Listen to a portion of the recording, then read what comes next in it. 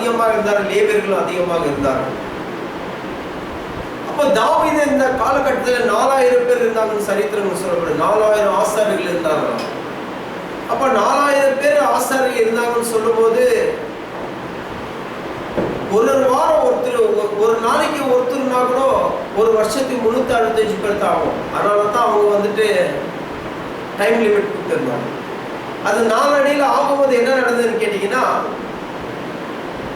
Seniority basis கொண்டு போகப்பட்டாங்க. எப்படி seniority basis கேட்டீங்கன்னா, இப்போ 60 வயசு 70 வயசு ஆகிறாங்கள, அந்த வயசா இருக்கிற ஜனம் ஆசாரியர்களுக்கு பெயரை வைத்து குலுக்குச்சீட்டு போட்டு அதில் ஒரு ஆசாரியனை செலக்ட் பண்ணி அன்னைக்கு தேவாலயத்தில் போயிட்டு 3 ஆசாரியை செலக்ட் பண்ணுவாங்க. ஒருத்தர் அப்பம் மாத்துறதுக்கு, இன்னொருத்தர் தூபம் காட்டுறதுக்கு, எண்ணெயை மாத்துறதுக்கு, இப்படி 3 ஆசாரியர்களை அந்த சூஸ் பண்ணுவாங்க. 3 பேர் 3 வேலையை பண்ணணும். அப்போ இதுக்கு ரொம்ப வயசானவங்களை சூஸ் பண்ணுவாங்க, சீட்டு போட்டு செலக்ட் பண்ணுவாங்க. அந்த செலக்ட் பண்ண காலகட்டத்தில் ஒரு வாட்டி நீங்கள் தேவாலயத்தில் போயிட்டு ஊழியம் பண்ணீங்கன்னா அதோட தேவாலயத்து ஊழியம் முடிஞ்சு போச்சு. கேட்டால் பின்னாடி இன்னும் நிறைய டேர்ன் வர வேண்டிய அவசியமாக இருக்கும். ஆகையால ஒரே வாட்டி தான் ஒரு சர்வீஸ். அதில் யாரும் முதிர்ச்சியாகிறாங்க, யாரும் வயசாக இருக்கிறோம் அவங்கள சூஸ் பண்ணி அவங்க சீட் போட்டு அந்த 3 பேரை சூஸ் பண்ணுவாங்க. அந்த 3 பேரில் ஒரு நபர் இதில் வேதத்தில் சொல்லப்படுறது யாருன்னு கேட்டீங்கன்னா, சகரியா நம்ம வேதத்தில் பார்க்கிறோம். இவர் தேவாலயத்தில் போயிட்டு தூபம் காட்ட வேண்டியது. தூபம் காட்டுற டைம் வந்து ரொம்ப ப்ரெசியஸான டைம். என்னன்னு கேட்டீங்கன்னா, அது தூபம் காட்டுற நேரத்தில் ஜனங்க வெளித்திலேருந்து தேவனை துதிச்சு தேவனை ஆராதிச்சு விண்ணப்பத்தை ஏறெடுப்பாங்க. அவருடைய என்னமா இருக்குன்னு கேட்டீங்கன்னா, அந்த புகை மேலே எழும்புது, அந்த நறுமணம் மேலே எழும்புது. அந்த நறுமணம் மேலே எழும்பும் போது அந்த நறுமணத்தோடு இவங்களுடைய ஜெபமும் கர்த்தருடைய சமூகத்தில் போய் எட்டுகிறதாக ஜனங்கள் நம்பிக்கொண்டிருந்தார்கள்.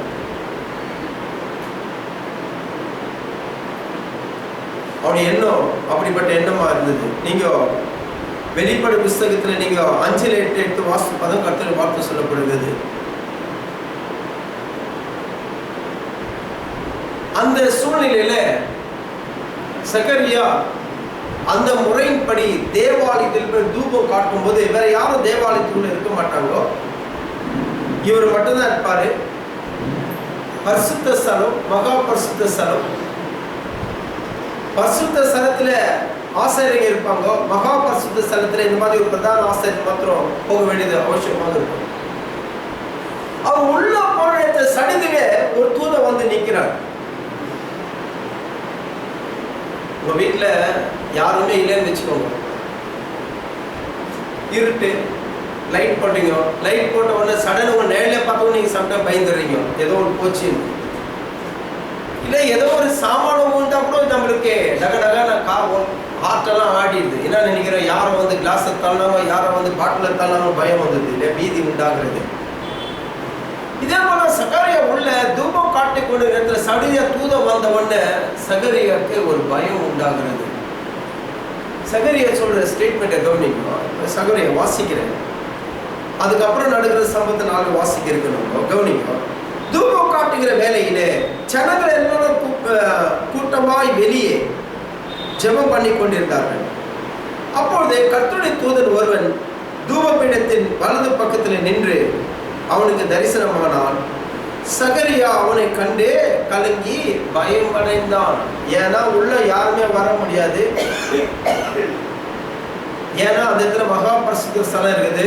உள்ள வந்தா கண்டிப்பா அவன் அன்னைக்கு காலி. ஆனா யோசித்து பாருங்க, ஒரு மனுஷனும் வராத இடத்துல தூதன் வந்து அந்த வலது பரிசுல என்ன இருக்கிறது, அங்கத்தான் கிருபாசனம் இருக்கிறது. ஸோ தூதன் வந்து அந்த இடத்துல நிற்கிறான். வேற எந்த மனுஷன் நிற்க முடியாது. தூதன் வந்து நிற்கிறான். நின்றுட்டு தூதன் சொல்றான் சகரியா பார்த்து, தூதன் அவனை நோக்கி, சகரியாவே பயப்படாதே. சகரியா பயந்து கலவரமாடிதான் வேதம் போதிக்கிறது. அப்போ சகரியா சொல்றான், தூதன் சொல்றான் அவன் நோக்கி, சகரியாவே பயப்படாதே, உன் வேண்டுதல் கேட்கப்பட்டது. உன் மனைவியாக எலிசபெத் உனக்கு ஒரு குமாரனை பெறுவாள். அவனுக்கு யோவான் என்று பெயரிடுவாயாக. Praise the Lord. ஹல்லேலூயா. என்ன சொல்லப்படுகிறது? உனக்கு உன் வேண்டுதல் கேட்கப்பட்டது. உன் மனைவி எலிசபெத் ஒரு குமாரனை பெறுவாள் என்று குறித்து கர்த்தருடைய வார்த்தையில் சொல்லப்படுகிறது. சரி, இந்த முழுசா வாசத்து நான் பின்னாடி வருகிறேன், கவனிக்கிறோம். உனக்கு சந்தோஷமும் மகிழ்ச்சியும் உண்டாகும். அவன் பிறப்பு நிமித்தம் அநேகர் சந்தோஷப்படுவார்கள். அவன் கர்த்தருக்கு முன்பதாக பிரியவனாய் இருப்பான். திராட்சரசம் மதுவும் குடியான். தன் தாயின் வயிற்றில் இருந்த போதே பரிசுத்த ஆவியால் நிரப்பப்பட்டிருப்பான். அவன் இஸ்ரவேல் சந்ததியார் அநேகரை அவர்கள் தேவனாகிய கர்த்தரிடத்துக்கு திருப்புவான். பிதாக்களுடைய இருதயங்களையும் பிள்ளையிடத்திற்கும் கீழ்ப்படிந்தவர்களை நீதிமான்களுடைய ஞானத்திற்கும் திருப்பி உத்தமமான ஜனத்தை கர்த்தருக்கு ஆயத்தம் பண்ணும்படியாக அவன் எலியாவின் ஆவியும் பலனும் உடையவனாய் அவருக்கு முன்பதாக நடப்பான். Praise the Lord. இங்க தேவனே அவனுக்கு பெயர் சூட்டுகிறது நம்ம பார்க்கிறோம். என்னன்னு, அதாவது அவனுக்கு யோவான் என்று பெயரிடுவாய் கர்த்தருடைய வார்த்தை சொல்லி. ஏன் பேர் ஆண்டவர் சொல்றாருன்னு கேட்டீங்கன்னா, இன்னைக்கு பார்க்குற மாதிரி ஒரு குழந்தைக்கு பேர் வைக்கிறோம்னா இன்டர்நெட்ல போயிட்டு எந்த பேர் வைக்கலாம்னு சொல்லிட்டு அதை தேடி பார்க்க மாட்டாங்களோ, அந்த நாட்களிலே அவங்க வம்சத்துல யாருடைய பேரு இருக்குதோ அந்த பேரை சூட் பண்ணி அர்த்தத்தில் கொடுப்பாங்க. ஏன்னா பேரை கொடுக்க ஒரு அர்த்தத்தோடு கொடுப்பாங்க. அந்த பேர் பின்னாடி அவங்க பண்ண சாதனையை நினைவு கூர்ந்து அந்த பேரை அந்த பிள்ளைக்கு பேர் வைப்பாங்க. அது தேவன் எந்தளவுக்கு மகிமைப்படுகிறார் என்பது குறித்து எண்ணத்தோடு தான் பேர் வைப்பாங்க. இன்றைக்கு கர்த்தருடைய பிள்ளைக்கு ஜிம்மின்னு பேர் வைப்பான். நாய்க்கு பீட்டர்னு பேர் வச்சிருப்பான். பீட்டர்னா மனுஷன் பார்க்க மாட்டான், நாய் பார்க்கும். ஜும்மின்னா நாய் பார்க்காத மனுஷன் பார்க்குவான். ஏன்னா ஜும்மி நாய்க்கு வைப்பாங்க, அதை மனுஷனுக்கு இருப்பான். பீட்டர்னு மனுஷன் பேர் வைப்பாங்க, அதை நாய்க்கு பேர் வச்சுப்பாங்க. ஏன்னா பேர் எப்படி வைக்கணும்னு அர்த்தம்னு தெரியாது இந்த நாட்களில். இன்னைக்கு சில பேர் இன்டர்நெட்லாம் போய் பல பேரெல்லாம் தேடிக்கொண்டு எல்லாம் இருக்கிறாங்க, அது ஒரு பக்கம் இருக்கணும். ஆனா ஆண்டவர் சொன்னார், இவனுக்கு நீ யோவான் என்று பேரிடுவாயாக. யோவான்னா என்ன அர்த்தம் கேட்டா, கடவுளுடைய பரிசு, கிஃப்ட் ஆஃப் காட். ஜான்னா கிஃப்ட் ஆஃப் காட் என்று பேர், அதுக்கு அர்த்தம். ஏன் தேவன் இங்க பேரிட்டு சொல்லுறான்னு கேட்டா, இந்த இருவரும் ரொம்ப வயசான, ரெண்டு பேரும் ரொம்ப வயதானவங்க சொல்றாங்க. ஒரு சரித்திரம் சொல்லப்படுகிறது, ஏறக்குறைய இவருக்கு ஒரு 80 வயசா இருக்கலாம். யாருக்கு? சகரியாவுக்கு ஒரு 80 வயசா இருக்கலாம். அப்படிப்பட்ட ஒரு சூழ்நிலை இருக்கலாம் என்பது குறித்து சரித்திரங்கள் சொல்லப்படுது. அந்த அம்மாவுக்கு ஏறக்குறைய ஒரு 70 வயசு ஆயிருக்கலாம் என்பது குறித்து சரித்திரங்கள் சொல்லப்படுது. அப்போ இவங்க இருவரால குழந்தை பெற்றுக்கொள்ள முடியாது, ஏன்னா இவங்களுக்கு அதிக வயசாயிருக்கிறது. ஸோ இந்த சூழ்நிலை தான் தேவன் அவங்களுக்கு கொடுக்கிற பிள்ளை. அதனால தான் the gift of God, அதனால தான் அவங்க யோவான் என்று பேரிடுவாங்க ஆண்டவர் சொல்கிறார்.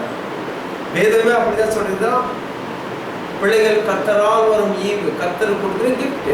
அதனால அந்த அடையாளமாகவே இவருக்கு காட் கிஃப்ட் என்பது அர்த்தத்தோட தான் இவங்க யோவான் என்று தேவன் பேரிட சொல்லப்படுகிறார். ஓகே, சகரியா ஒரு ஆசாரியன், அவருடைய மனைவி கூட ஆசாரியன், ஆரோடைய வம்சத்தை சேர்ந்தவங்க. ரெண்டு பேரும் ஆசாரியர்கள், ரெண்டு பேரும் ஆசாரிய வம்சத்தை சேர்ந்தவர்கள். அவன் எந்த அளவுக்கு தேவன் ஊழியத்தை செய்தான் என்றால், தேவன் முன்பதாக நீதி உள்ளவனாகவும் குற்றம் அற்றவனாகவும் இருந்தான். எப்படி இவனை குறித்து வேதம் என்ன சொல்லப்படுது? இவன் வந்துட்டு தேவனுடைய பார்வைக்கு முன்பதா, மனுஷனுடைய பார்வைக்கு முன்பதா இல்ல. சில பேர் தேவனுடைய பார்வைக்கு முன்பதாக ரொம்ப நல்லா நடந்துக்குவாங்க, மனுஷனுடைய பார்வையில் அட்டுழியமா நடந்துக்குவாங்க. இவன் தேவனுடைய பார்வைக்கு எப்படி நடந்து கொண்டானா, நீதி உள்ளவன் குற்றம் அற்றவனாக நடந்து கொண்டான் வேதம் போதிக்கிறது. இவன் மாத்திரமல்ல, இவன் மனைவியும் அந்த அளவுக்கு, ரெண்டு பேரும் நீதி உள்ளவர்களா குற்றம் அற்றவர்களா தேவனுடைய பார்வைக்கு அந்த அளவுக்கு அருமையா நடந்து கொண்டார்கள். நம்மளை குறித்து ஏன் இன்றைக்கு கூட நம்ம நிறைய பேர் வாழ்க்கையில ஜெபம் பண்ணும்போது அவங்க ஜெபிச்சா நல்லா இருக்கட்டும், இவங்க ஜெபிச்சா நல்லா இருக்கட்டும்னு சொல்றோம். நல்லா கவனிச்சுக்கோம். ஏன்னா நமக்குள்ள ஒரு டவுட் என்ன கேட்டா, நம்ம ஜெபத்தெல்லாம் ஆண்டவர் கேட்பாரா பிரதர்? நம்ம எவ்வளவு மோசமான ஜனங்க, நம்ம எவ்வளவு பாவம் பண்ணிக்கிறோம், நம்ம வாய் சுத்தமா இருக்குதா, கண் சுத்தமா இருக்குதா, நம்ம கை சுத்தமா இருக்கா, நம்ம பல விதமான யோசனைகளை யோசிக்கணும். ஆனா இவங்க ரெண்டு பேரும் ஆண்டவருடைய பார்வைக்கு ரொம்ப நீதி உள்ளவர்களாகவும் குற்றமற்றவர்களாக காணப்பட்டார்களாம். ஏன் கேட்டா, ஆசாரியனுக்கு இன்னொரு ஆப்ஷன் கூட உண்டு. எப்படின்னு கேட்டீங்கன்னா, ஆசாரி யாரை வேண்டாலும் திருமணம் பண்ணிக்கொள்ளலாம், அது எந்த ஒரு டவுட் கிடையவே கிடையாது. ஆனா இவன் சகரியா செலக்ஷன் கூட எப்படின்னு கேட்டா, ஆரோனிய வம்சத்துல சேர்ந்த ஒரு ஆசாரிய பெண்ணை தான் திருமணம் பண்ணிக்கொள்ளுவான். அதுல கூட இவனை குற்றத்தை கண்டுபிடிக்க முடியாது. சரி, இன்னொரு காலத்தை நீங்க பார்த்தா, இந்த இவங்க தேவனுக்கு ஊழியெல்லாம் சந்தோஷமா தான் செய்து கொண்டு வந்தாங்க. ஆனா ஜனங்களை நெருக்கப்பட்டவர்களா வாழ்ந்து கொண்டு வந்தாங்க. ஏன் ஜனங்கள் நெருக்கப்பட்டவங்க கேட்டீங்கன்னா, இவங்களுக்கு என்ன இல்லை, குழந்தை இல்லைன்னு கர்த்தருடைய வார்த்தை சொல்லப்படுகிறது.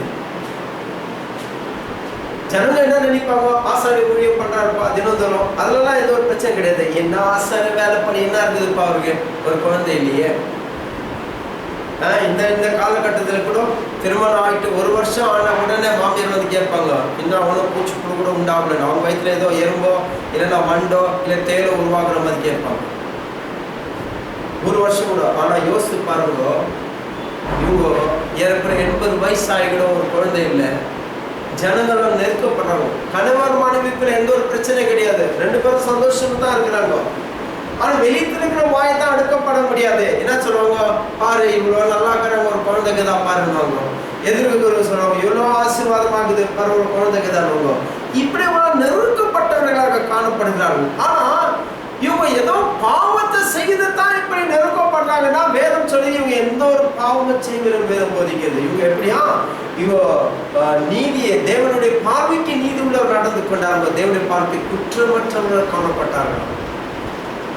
இன்ஃபேக்ட் சொல்ல போனாக்கா யோசிச்சு பாருங்க, இந்த சகரியா எத்தனை பேருக்கு ஜெபம் பண்ணி புள்ள உண்டா இருக்கும். இவன் ஒரு ஆசாரியன் இல்லையா, நிறைய பேர் போட்டுருப்பாங்க இல்லையா, ஐயா என் குடும்பத்தை எங்க குடும்பத்துல எனக்கு ஒரு பிள்ளை இல்லை ஐயா, எனக்காக ஜெபம் பண்ணுன்னு சொல்லும் போது கண்டிப்பா இவன் ஜெபிச்சு அநேகர் குழந்தை பிறந்திருக்கும்.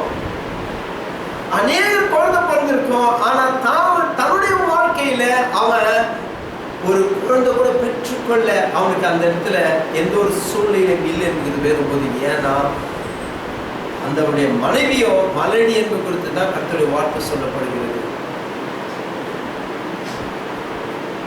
நீங்க எப்பாவது இப்படிப்பட்ட ஒரு சூழ்நிலைக்கு நீங்க தள்ளப்பட்டு இருக்கிறீங்களா?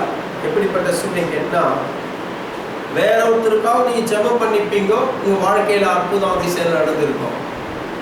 ஆனா உங்க வாழ்க்கையில அந்த அற்புதம் நடந்திருக்காது, உங்க வாழ்க்கையில அதிசயம் நடந்திருக்காது. நீங்களே யோசிக்கணும், நான் ஜெபிச்சா உங்களுக்கு அற்புதம் நடந்துச்சு, நான் ஜெபிச்சு இவங்களுக்கு அதிசயம் நடந்துச்சு, நான் ஜெபிச்சா அவங்க சுகம் பெற்றுக்கொண்டாங்க, நான் ஜெபிச்சா அவங்களுக்கு வேலை கிடைச்சிச்சு, நான் ஜெபிச்சா அவங்க குடும்பத்துல திருமணம் ஆச்சு, நான் ஜெபிச்சா அந்த குடும்பத்தில் இருக்கிற பிள்ளை ஆச்சு. அப்கோர்ஸ் நீங்க ஜெபித்ததால் மாத்திரமா இல்ல, கர்த்தர் ஜெபத்தை கேட்டதுனாலதான் ஆண்டவர் செஞ்சாரு, டவுட் கிடையாது. ஆனா நீங்களும் ஒரு பார்ட்டா, நீங்களும் அதுல ஒரு கனெக்ட் ஆயிருக்கிறீங்க இல்லையா. ஆனா உங்க வாழ்க்கையில ஒரு தேவைக்காக ஜெபிக்கும் போது அந்த தேவை சந்திக்கப்பட்டிருக்காது. அப்படி எப்படின்னா நீங்க சூழ்நிலை கடந்து இருக்கிறீங்களா, அந்த சூழ்நிலை தான் இந்த சகரியாவுடைய சூழ்நிலை. இப்ப தேவாலயத்துக்கு போறானே, இந்த தேவாலயம் போன பிற்பாடு இது வரைக்கும் வாழ்க்கையில வேண்டாம், தேவனுக்கு ஊழியம் பண்ணி கொண்டு இருப்பான், தேவனை மகிமை